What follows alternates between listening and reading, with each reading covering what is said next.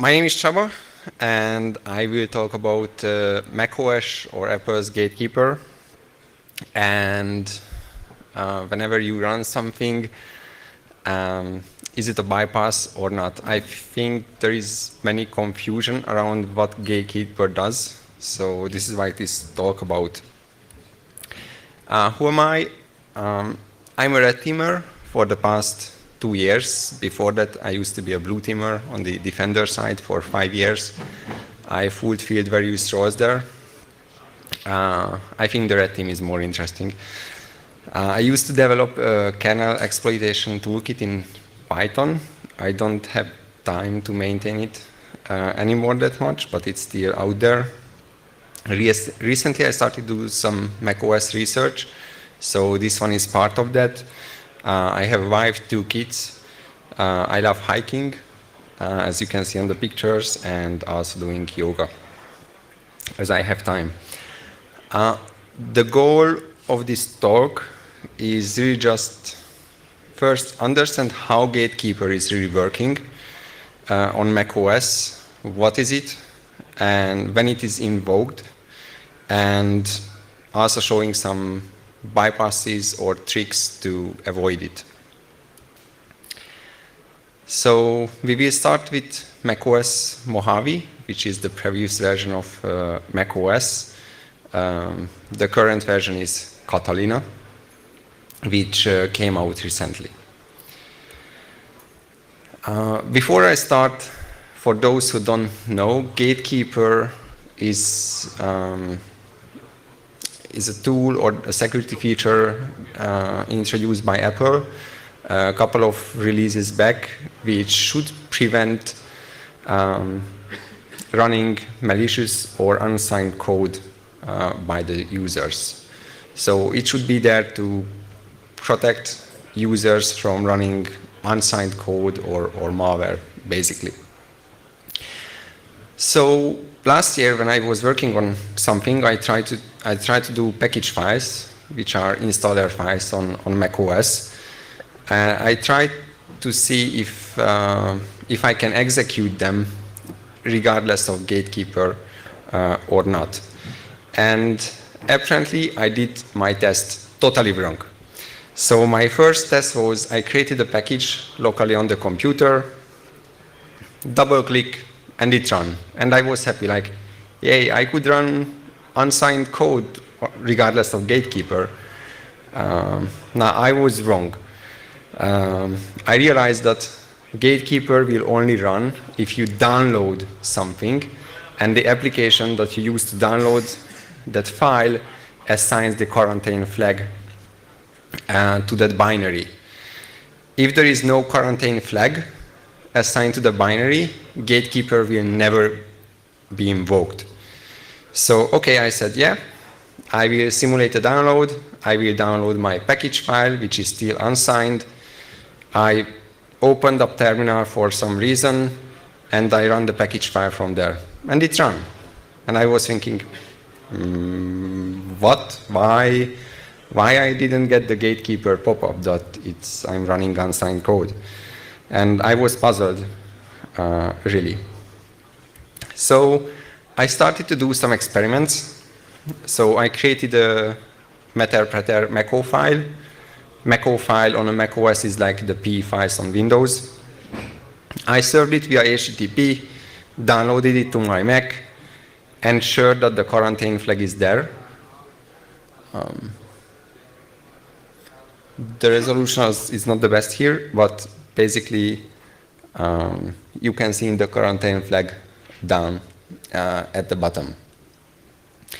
So I was happy, all set, and then let's try to run the executable. So the first try, double-click the executable, and I got this pop-up that it cannot be opened because it's from an unidentified developer. It's an unsigned code, and I was happy. This is what you should get when you run unsigned code by Gatekeeper. If you use the open command from terminal, you get the same message. Great. Second experiment, I added executable rights to the binary and run it from the command line directly. And it ran. And I got a shell. So, okay. Third experiment, I created a plist file. Plist file on macOS it's a property list file. Basically, you can define their applications to execute in certain circumstances. If it's used by the launch services, it's also used for many other things to define various properties of applications. But you can define a plist file to execute an application. You load it with the launch ctl command, and it runs again. I use the launch ctl file to add executable permission to my binary, and then invoke the binary, and it runs. I had the next experiment. I made a very simple C code. I'm not a programmer, so this is what I can do. I define the main function, system call, and invoke the first argument. I compiled it, and I gave it my binary, and it ran again. And I was thinking, like, is the last 3 experiment, is it a bypass for Gatekeeper, or it's not a bypass? So is it designed to behave this way or not? And I started to do some search on Google, and apparently it was well known. I found it on GitHub, various forums, that, yeah, if you have issues with Gatekeeper, grant the binary executable rights and run it from terminal. But no one really said that is it good or not. Even Patrick Wardle, who is a very famous macOS researcher, said in one of his blog posts for the same issue that is it considered a bypass or not? Maybe. And I mean, even if he doesn't know, then let's ask Apple. And I sent them an email with my entire report that, hey, I can execute a binary this way. And they said, no, it's not a bypass. This is expected. So this is the first part. So the first conclusion is Gatekeeper will only verify executables when you double-click something. So, and we are still talking about macOS Mojave, which is the previous version, or if you use the open command. It was really designed for the, I would say, average users. So you download something from the internet, you click on it, and then Gatekeeper will be invoked. It wasn't prepared for handling cases when you go to the terminal, specifically grant executable rights and run something. So I think it was just redesigned to prevent you download something, double-click, and yeah, stop the execution. And in that terms, it works, but there are many other ways to avoid it. And then it's also up to the application. Remember that you need to have the quarantine flag assigned to the binary. Now, when you download something, the application that you use to download that binary has to assign the quarantine flag. So if you download something with curl, it will not assign a quarantine flag, and you can still double-click that binary. But, okay, it's not a bypass, but I was thinking, I still want a bypass. Like, I don't give up. And remember, the plist files would still run. And inside the plist file, you don't have to call a binary. You can say, run this bash script, and you can give the argument as your entire script in the plist file. So basically, it can be a self-contained application, if you will. So I had the idea that, okay, plist files will be executed if you place them in the launch agent folder, which is kind of the startup folder on macOS, one of the startup folders on macOS. So I was thinking, okay, let's try to drop a plist file in that folder. And there is an excellent feature on macOS on Safari. If you download a zip file with Safari, it will auto-unzip it for you. Now, turn this off. You don't want macOS to auto-unzip anything for you. So I was trying to redirect files during the unzip process. And I literally spent hours, days, weeks trying various tricks, symlinks inside the zip file, hard links, whatever. I just had no luck. It seems that the archive utility, which will handle the unzipping of the binaries, will lock you down in the downloads folder. So there is no way for you to escape, or at least I didn't found. So there might be a way, but I didn't found it. And I said, okay, if I can do it, let's ask the user to do it for me. So if you are familiar or unfamiliar with macOS, let me, much better. So on macOS, one of the typical ways to install an application is you download a DMG file, which is an image file. You open it, it will be mounted, and it's usually constructed in this way, what you see in the bottom.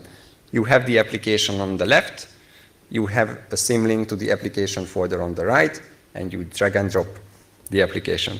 An application on macOS is self-contained, so it's basically the .app extension is really just a folder structure containing everything related to the application, most of the time. So this is typical installation. So I was thinking, okay, can I create something similar that looks like an application installation, but the user will be actually drag and dropping the plist file to the launch agent folder. And yes, it's possible. So you can create your DMG. Oh, this is completely messed up. So you can create your DMG. You can replace the symlink on the right to point to the launch agent folder instead of the application folder. You can still call it applications, so the user will think that it's the application folder. You can add an icon to your plist file if you do get info on that file. So it can have an icon. It can look nice. You can arrange your DMG layout, and at the bottom, that's the end result. So that will look exactly like an application installation, like you drag and drop the application, but it's actually drag and dropping a plist file to the launch agent folder. And even if the plist file has the quarantine flag set, it will be still executed. So you can kind of trick users to avoid the invocation of Gatekeeper. So I'm not 100% sure how this will look like, but so I have the DMG file. I double-click it. Now, you see the test plist, but this is not the default setting. I ticked on Finder that I want it to show all of the file names. Now, by default, I think it's not selected. So if I don't select it, this is how it looks. Test, or whatever you give there, drag and drop to the application. Now, this was partially fixed in Catalina. And because if I try to drag and drop, it will not work. It will drop it somewhere else. It will not place it in the launch agent folder. And Apple's fix was about not permitting drag and drop to the launch agent folder, but we will see how it's not entirely true. But I will get back to that later. So Catalina came this fall, a couple of weeks ago, and there have been a lot of changes. One of them is on top of Mojave, Gatekeeper will be invoked also if you try to run anything from the command line. So my previous experiments, which I showed, will no longer work because starting from Catalina, they will be checked by Gatekeeper. If you create a plist file, that will still run. And Gatekeeper has many functions, so one of them is verifying signature, one of them is checking for malware. Now, the malware check will happen on every execution, the signature check will happen only on first execution. And it seems that this technique, like using classic shell exec method, was known to everyone, but it seemed that no one raised it to Apple that that's an issue. And I did, and they kind of thanked me for that when they released Catalina, because apparently I inspired them to have Gatekeeper blocking execution from command line as well. So I don't want to take credit for it because it wasn't my discovery, kind of, but it seems that I was the one reported it. So if you, and my learning from this, if you see something, raise your voice. And it might be heard. Might won't, but it might be heard. So these things tend to go around. So back to the plist files. They are still loaded regardless of the quarantine flag. I think they should stop loading plist files if the quarantine flag is present on those files. So to me, that would be the ultimate fix for this issue. So you can still put shell scripts inside it. And I want to show you, so the drag and drop trick is partially fixed, but let me close this, close all of my Finder windows. So if I do this and I hold it there, Finder will pop up and I can still drag and drop to the launch agent folder. And I told them this before they released Catalina, and they kept saying that, no, we fixed the symlink drag and drop in Catalina, and I said, no, you didn't. And yesterday they sent me an email that, yes, you cannot do this like this, but what I'm showing you, it's called a springboard pop-up, so that Finder will pop up the location of the symlink, and you can still drag and drop to that place.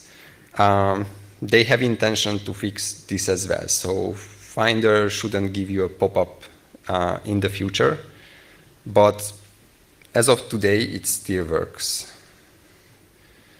But I think that's just a cosmetic fix.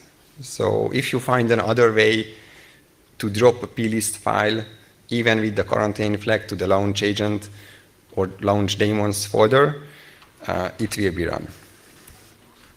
And there is also a nice trick done by a malware. So if you know QEMU, that's a virtualization software. It's supported on macOS. It's a signed binary, so QEMU will run. Now, what a malware did recently, they created a VM with cryptominer malware running on that VM, and they basically distributed QEMU and the VM to the users, and they run the VM with QEMU. And of course, it's all signed code, like the QEMU is signed code. It can run a VM, and they could have like code execution. Now the limitation is that you are running inside a VM, so you cannot access anything outside. But if you just need CPU power for like crypto mining, that's a pretty cool stuff. And this is a real malware. I have the link at the back of the slides. So that was all. Any questions? Oh, yeah.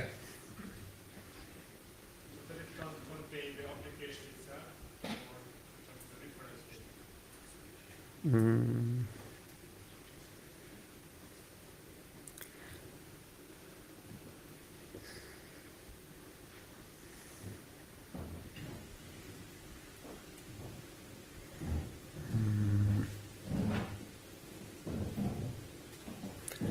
Not sure if, I think it's seen. So basically my plist file only does, it will invoke bash, which is built in right now in macOS, -c, which is basically you can define give an argument to bash a shell script. And I have a simple script to echo a string into a text file when it's run. So if I can run it,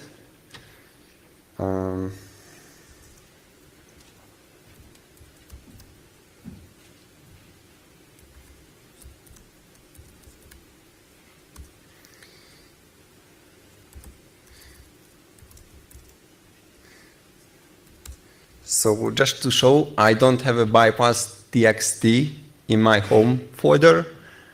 And if I load this plist file, so first,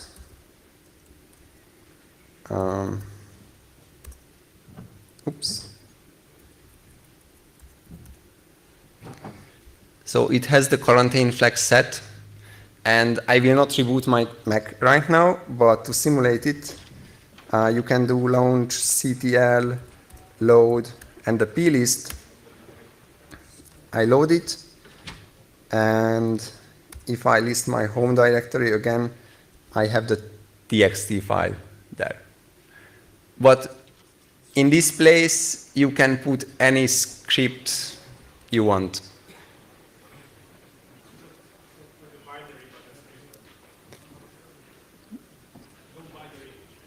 Yes, there is no binary, but you can even like echo a C source code, invoke GCC, compile it, and then run the binary. So it's full shell script, basically.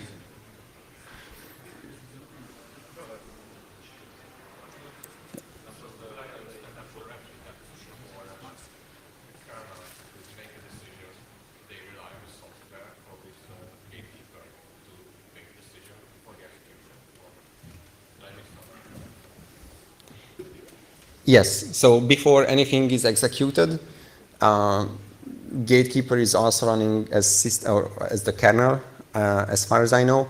So it will perform a couple of checks. So one of them is code signing, one of them is their built-in malware check, and I think a few others. And if it's all fine, then it will be executed.